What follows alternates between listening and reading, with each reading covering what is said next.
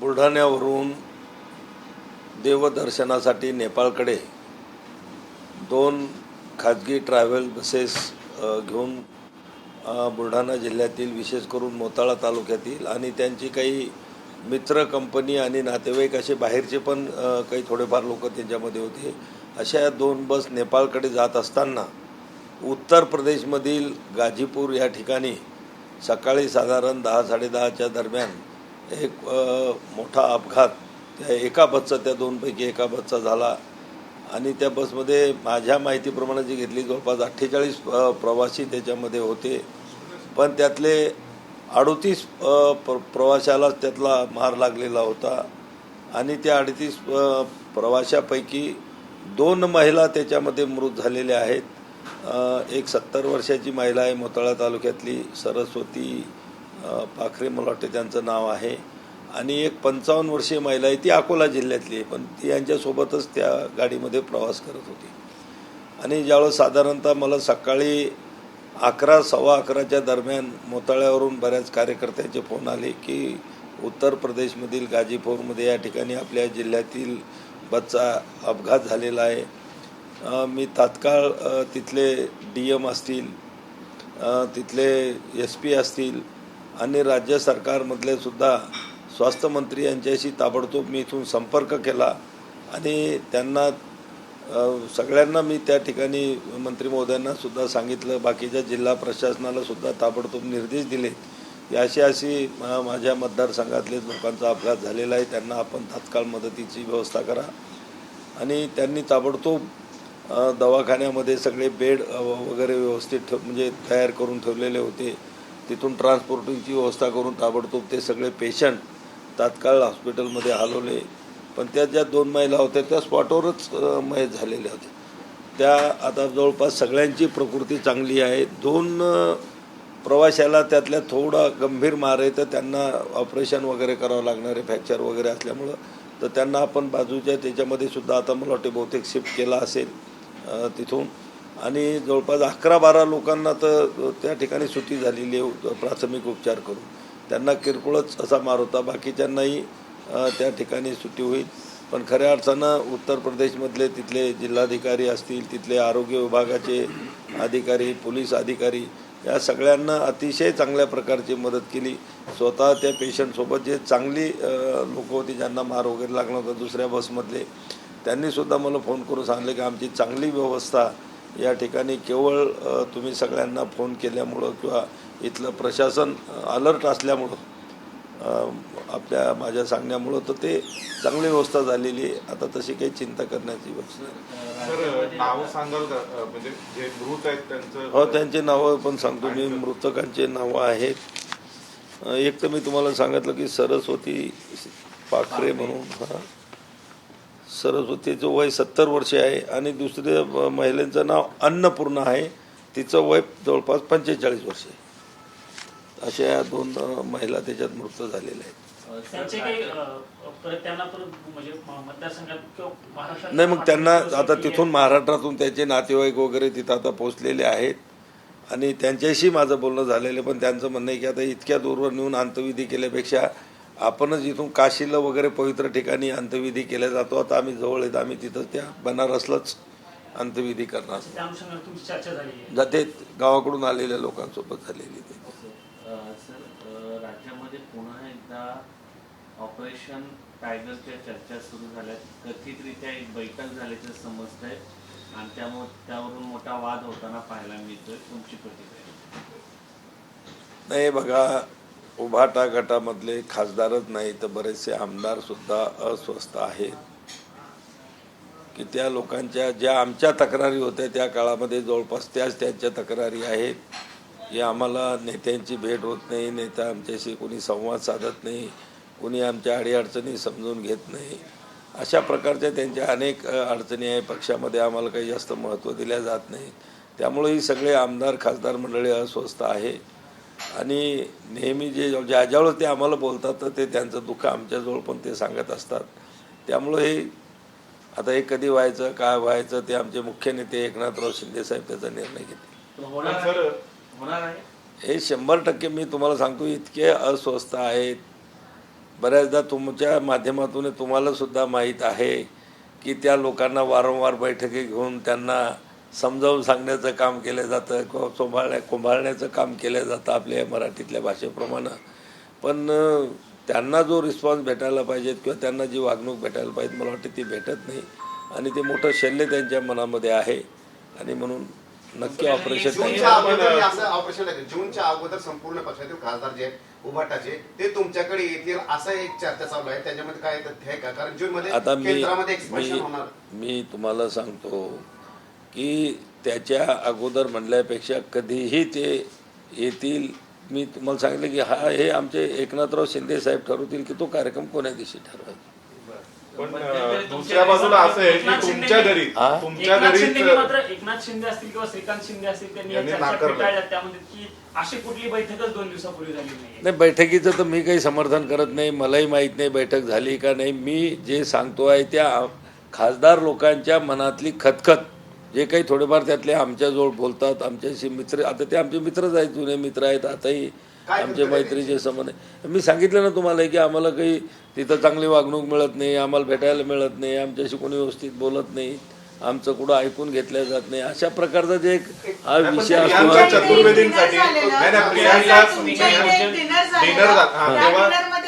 2-3 खासदार उद्धव ठाकरे यांचे नाही हे बघा ते नाही त्यावेळेस काही डिस्कशन झालं नाही. ते दरवर्षी दर अधिवेशनामध्ये एक जेवण आपण इथं ठेवतो आणि अनेक खासदारांच्या घरी सुद्धा तसे असतात. तर मी संपूर्ण महाराष्ट्रातले फक्त उभाटाच नाही तर सर्व पक्षीय खासदार मंत्र्याला त्या ठिकाणी मी बोलावलं होतं आणि जवळपास 38-40 लोकांच्या वर लोकप्रतिनिधी म्हणजे खासदार मंत्री त्या ठिकाणी आलेले होते. तुमच्या घरी जेव्हा स्नेहभोजन असतं तेव्हा प्रत्येक वेळेस ह्या चर्चा होताना पाहायला मिळाल्यात आणि त्या खासदारांवरती राग पण देखील पक्ष नेतृत्व करतं की तुम्ही त्या प्रतापराव जाधव यांच्या घरी जेवायला का गेले.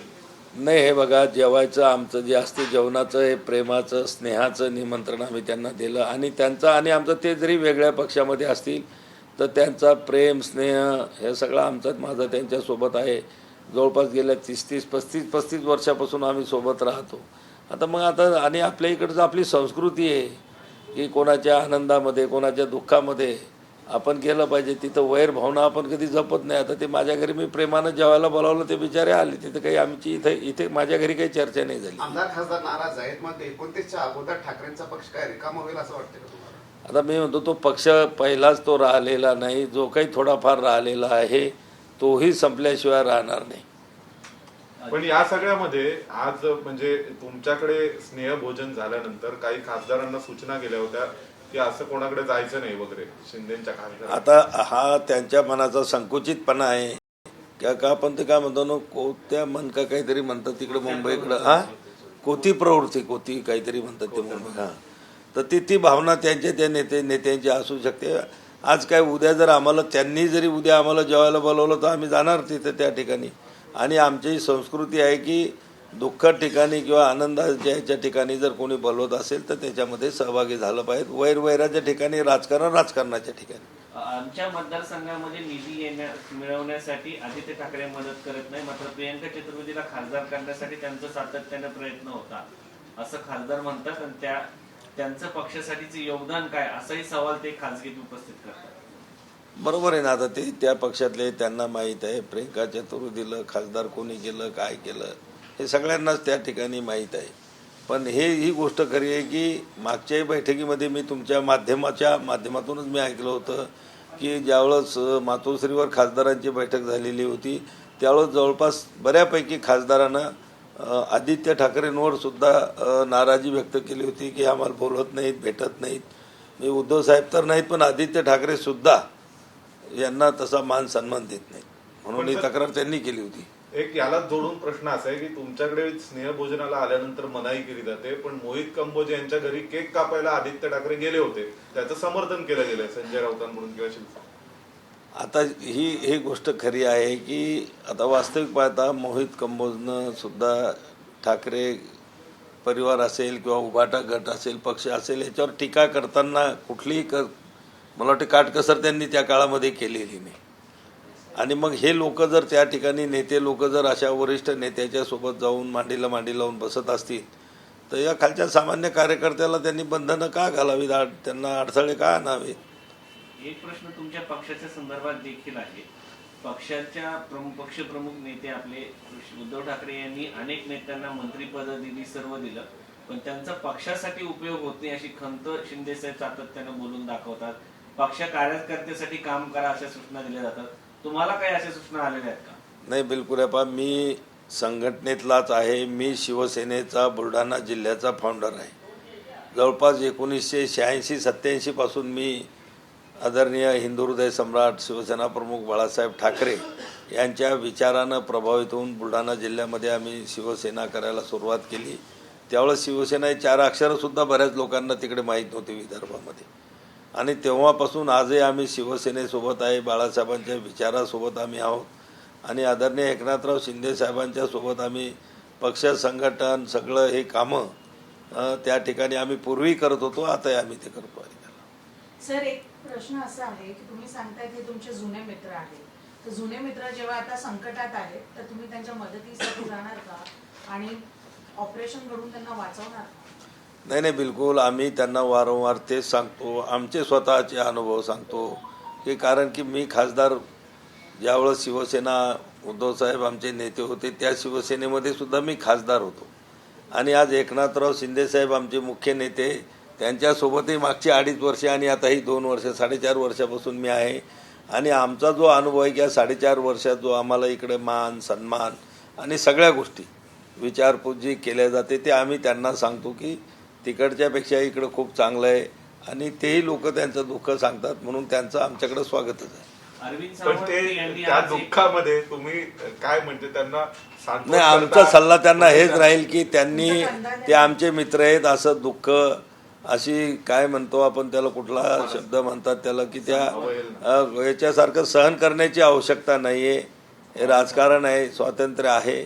आणि जर उद्धवसाहेब ठाकरे पारंपरिक 30 वर्षाची युती तोडून जर काँग्रेससोबत बसू शकतात, त्यांच्यासोबत मुख्यमंत्रीपद भोगू शकतात, तर आमचं या लोकांना सांगणं असतं की तुम्हाला इकडे यायला काही अडचण नाही, आमच्याकडे या, आमच्याकडे तुमचं स्वागतच आहे म्हणून. अरविंद सावंत यांचं नाव एका पेपरमध्ये छापून आलं, त्याच्यानंतर ते संतप्त झाले, कागदावरती लिहून दिले त्यांनी की मी जाणार नाही. खरंच अरविंद सावंत येणार आहे तुमच्याकडे? काही संपर्कात होते, काही आहे माहिती? नाही, अरविंद साहेबांचा माझा काही संबंध नाही. म्हणजे आमची साधं बोलणंही कधी होत नाही किंवा भेटही झालेली नाही.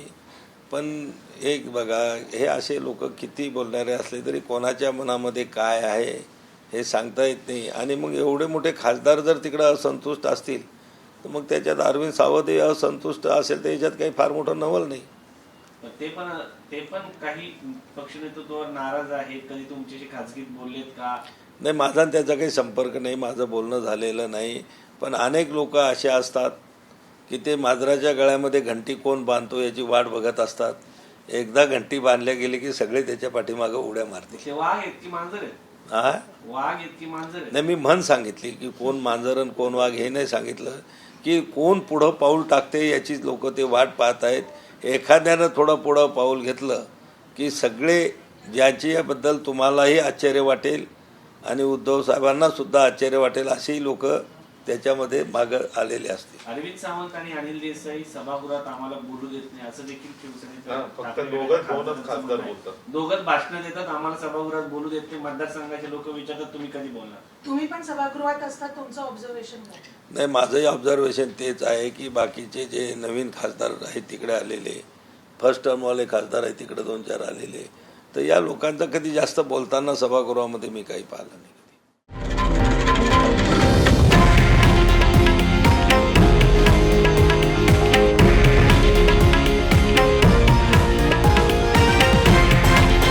हे आहे देशातील नंबर 1 न्यूज नेटवर्क आणि आपण पाहत आहात TV9 मराठी, एकमेव.